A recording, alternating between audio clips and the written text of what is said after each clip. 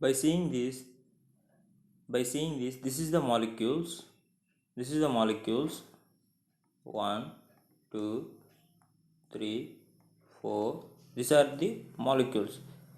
If you see, it is known to us the volume of the molecule is less than the entire volume of the system. Because of this, empty spaces are occupied in between the molecules. This is the actual case. For simplicity purpose, we assume this is the actual case, but for simplicity, for only simplicity of to analyze the system, we assume the volume, this there is no empty space here, no empty space in between the molecules. We assume the volume of the molecule is equal to the volume of the system. Okay, we assume size of the molecules and size of the system is same. In this case, we assume the properties of all the molecules have the uniform properties it will having. Due to this uniform properties, there is no random motion. If there is no random motion, there is no chance of the collision.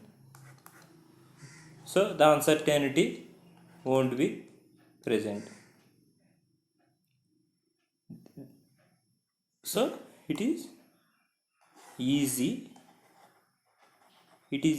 to study. If the system is assumed such a way, it is easy. See, this type of study only generally all the thermodynamics study approaches. That is the macroscopic approaches. For simplicity, that is the concept of continuum. Here in the concept of continuum, we treat the particles inside the system is distributed as a continuous distribution of the matter. In case of this concept of continuum, the body is assumed to consist of a continuous distribution of the matter with no empty space. According to the concept, the matter is assumed to be the continuous distribution of the matter without the empty space. This here is a one dimensionless number which are used to determine the matter is under the continuum condition or not. The scientist Knudsen name itself given the dimensional number, which is the k suffix n, is the ratio of the lambda by L, where the lambda is the molecular free path.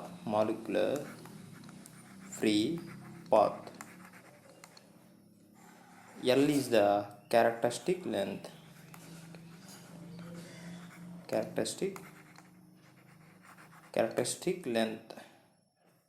The molecular free path means if the two molecules are placed inside the system, what are the distance the two successive collisions is occurring. This is the mean free path.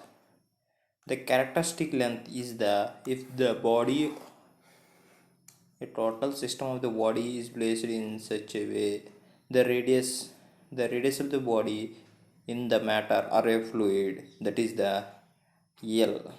If you assume this is a 1 unit, to validity this particular system under the continuum concept, it should be at least 100 units. That is, this ratio Knudsen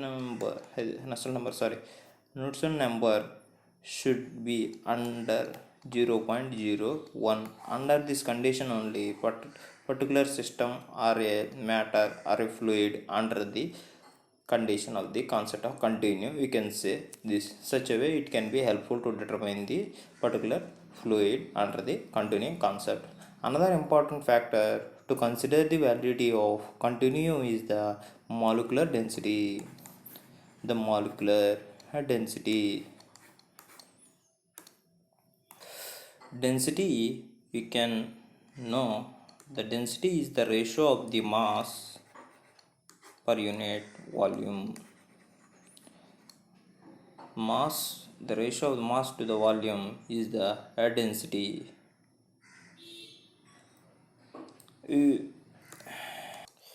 According to this concept, there is a minimum limit of the according to this concept, there is a minimum limit of the volume up to which the property is suddenly changed of its value, that is the properties.